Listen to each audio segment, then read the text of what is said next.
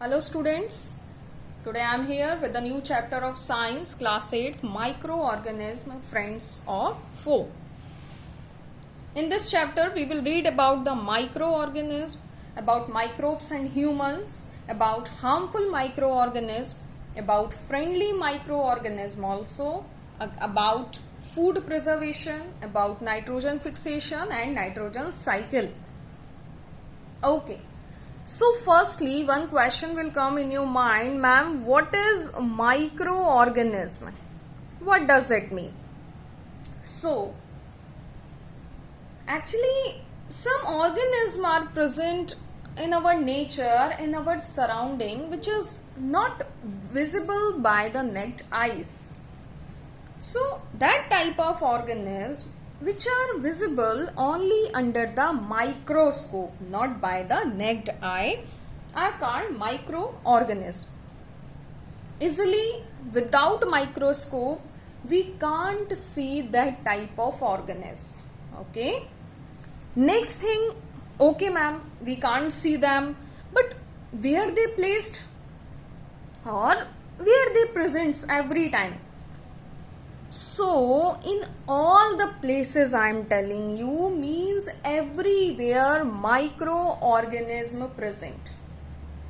Microorganism presents in the source of water, in our food, on our bed, on our study table, in our clothes, on plastic things, on chair, table, speaker, AC, fan, light. Everywhere microorganism presents. Or one thing, in our body, inside our body, microorganism also present.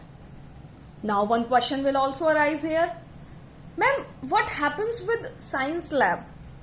I mean, that is a very safest place, na? Very safe place on behalf of microorganism. You can say science lab is a very sterile place, but microorganism also present in our science labs. Yes, these are very small organism, or you can imagine that type of organism which is not visible by your naked eye. So you can think how small they will be, how small. Okay. There are some kinds of microorganisms are also present. Mainly 5 types we will see. Firstly, bacteria, you can see. Next one, fungus or fungi. Next, protozoa. Next one, algae, and next, virus. These are the main 5 types of microorganisms. Okay. Firstly, if we will discuss about the bacterias are the single cell organism. It means they are unicellular. It means they contain a single cell in it. Yes. Bacterias are mainly present in colonies. Okay. Means you will rarely see a single bacteria. Always they will be present in the form of colonies, or you can say in the form of groups. They can achieve a lot of sizes, such as they can be spherical. Example, cocci. Yes, it's a type of bacteria who contain the shape, spherical shape. Next one, some rod shaped bacteria are also present, such as bacillus, and some spiral shaped bacteria are also present. We can't see bacteria by our naked eye. That's why they comes under the category of microorganism. Some common example of bacteria and some common examples we can say E. coli or Rhodobacter. These are the very common bacteria. These are common doesn't mean we can see them with the help of normal eyes. No. With the help of microscope, you can see all the types of bacteria. Next type of microorganism is fungi. Mainly in this type of microorganism, chlorophyll absent. If chlorophyll will be absent, then what will happen? then they will not be able to make their own food, because we all know in the leaves of plant chlorophyll are present. If chlorophyll will be present, then they can easily perform the process of photosynthesis, and photosynthesis is responsible for the synthesis of food in plant body or formation of food. But in fungus, chlorophyll absent. Chlorophyll absent means they are saprophytes or parasitic. Now ma'am, what does it mean saprophyte? We already studied in 7th class in first chapter. Just remind, in first chapter we already discussed nutrition in plants, okay, in heterotrophic modes of nutrition, in which we already studied about the saprophytic nutrition, about parasitic nutrition. Same saprophytic nutrition is here, means fungus depends on dead and decaying material. For what? For its nutrition. And they are also parasitic in nature. Normal thing is this, if they are if chlorophyll is absent in fungus, then definitely they will be parasitic in nature, or in parasites they are mainly saprophytic. I mean they depends on dead and decaying material, and they are parasitic means they directly depend on other organism for its food need. Some examples you can see, such as yeast, mushroom. All of you knows about both of them very well. Next one, mold. Mold, that brownish, that whitish or greenish substance over the bread. If you will keep a normal bread slice in the normal environment for 3 or 4 days, then you can easily see a whitish or creamish layer over the bread. That layer is of mold layer. Mold is a fungus. Okay. Now, third type of microorganism is protozoa. Now, what does it mean? Protozoa is also a type of microorganism, and we can't see protozoa with the help of naked eye also. And these are heterotrophic also, means they also depends on other one for their food need. It means they can't produce their own food. Okay, they can't produce their own food, and they are mostly aquatic. Yes, mostly they lives in water. Who? Protozoa lives in water mostly, in mostly cases. Normal example of protozoa, amoeba and paramecium, and both of us, for both of them we all knows very well. These are some common examples of protozoa. Next microorganism, or next kind of microorganism, is algae. Now algae means mostly time all of you have seen over the water of pond a green layer is present. A green layer over the water of pond. That green layer is known as algae. It's present over the water of pond, then we all can say these are mostly aquatic, means mostly they lives in water in 90% cases, and they can live in the group or in the single form they can also survive. If we will discuss about the example, then that type of algae who lives in a group, main example of that type of algae is volvox, yeah, and that type of algae who lives in the filamentous form or single, they can be present, such as Spirogyra. Okay.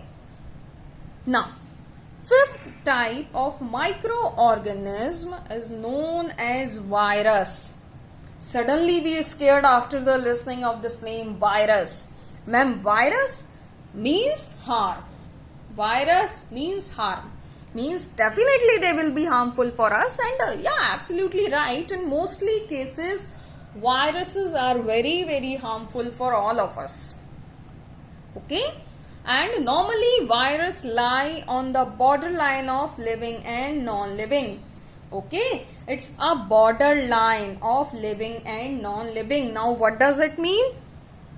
It means a virus will be present inside our body.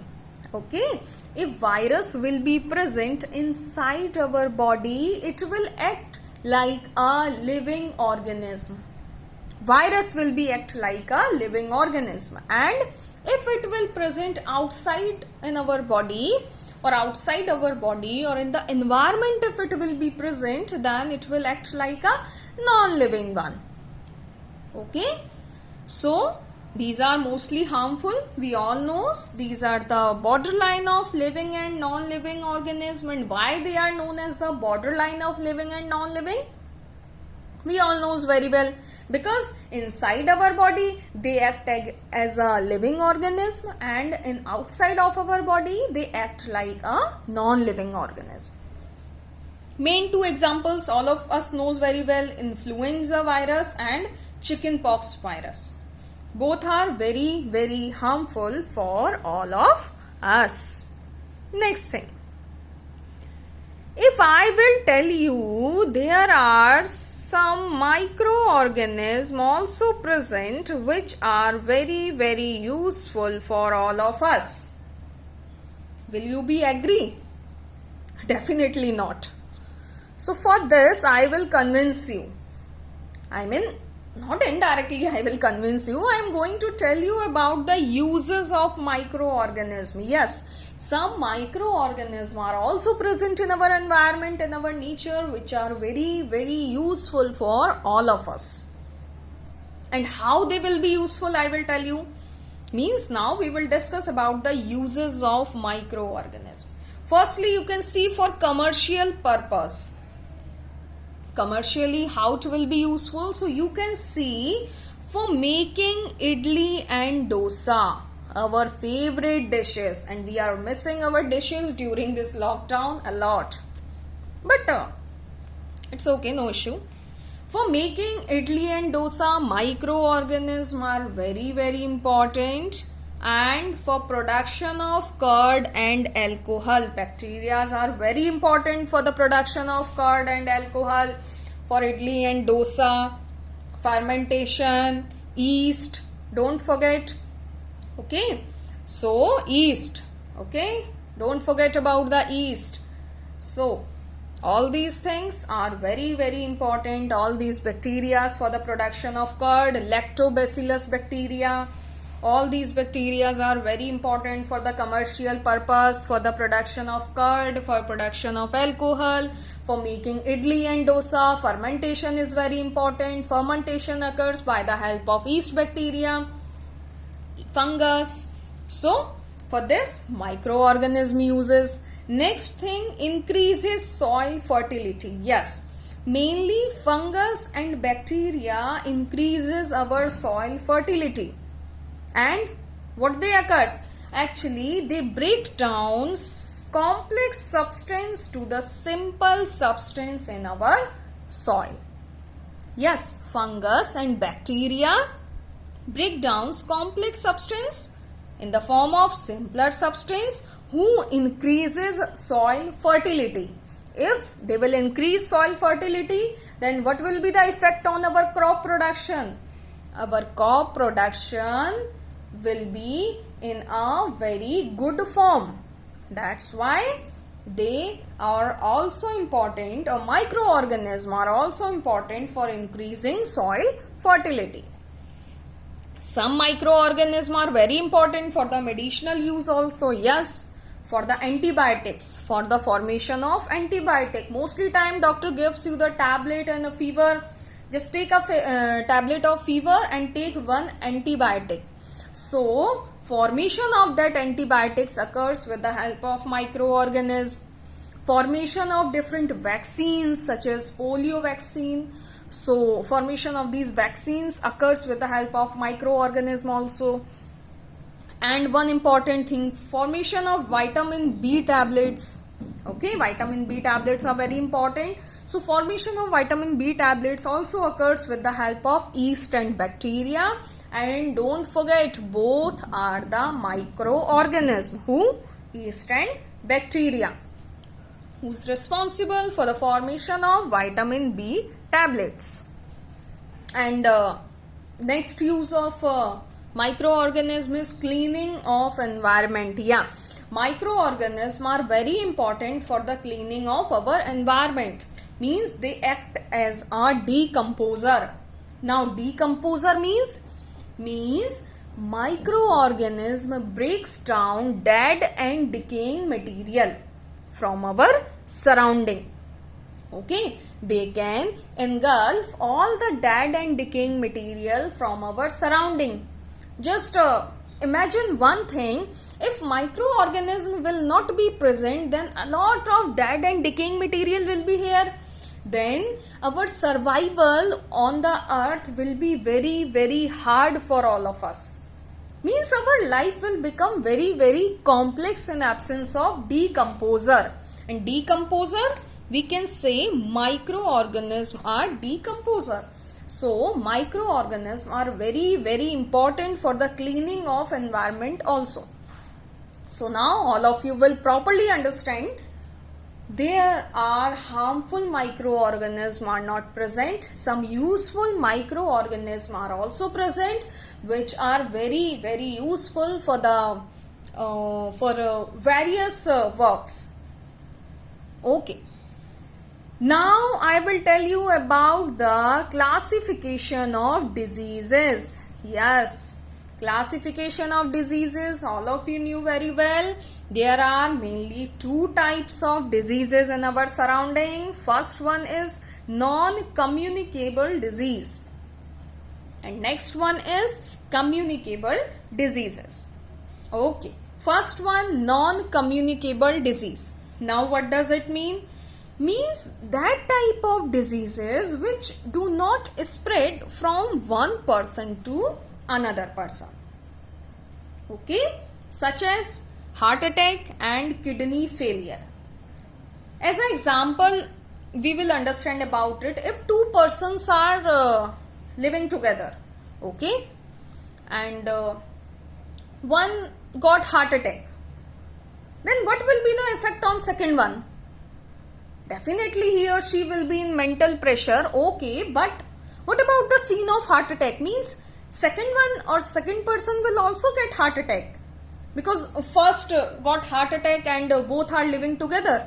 Then you will tell me, no ma'am, because heart attack is the non-communicable disease. Same thing I just want to tell you. Heart attack, kidney failure are that type of diseases which are non-communicable. Means they do not spread from one person to another.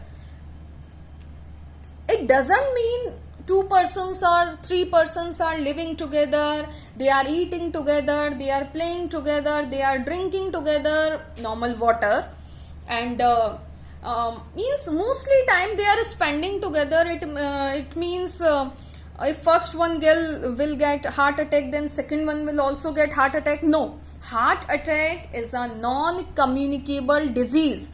It does not spread by one person to another one. This was my complete meaning.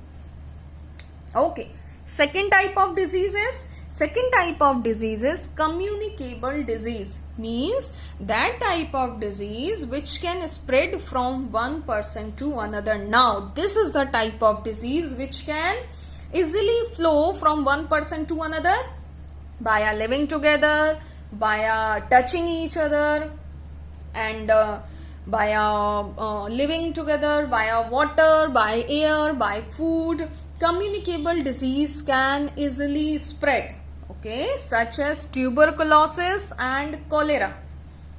Both are the example of communicable disease. If two persons are living together, if they are eating together, then definitely tuberculosis and cholera will spread from one person to another person, because tuberculosis and cholera both are the very common communicable disease. Okay. Now I will tell you ways of spreading disease, means how disease is spread. Okay. Mainly there are three ways by which disease spreads. Firstly, you can see from infected person through air, water, food and physical contact. Yes. Communicable disease can easily spread from infected person to healthy person with the help of air also. Yes, during sneezing, what will happen? Then the particle will go in the air, and if next one will sit near them, then what will happen? They can easily get that infected particle. Next one, water. If one infected person is drinking water from one glass, and same glass if you will use, then easily disease can spread. Next one, by taking food together with the in one plate, okay, and by a physical contact, by touching each other, easily communicable disease can spread. Okay, next, via animals, via insect. Yes, definitely via animals and via insect diseases can spread. By example we will understand. And next, via contaminated food, via rotten food. Okay, via rotten food easily disease can spread.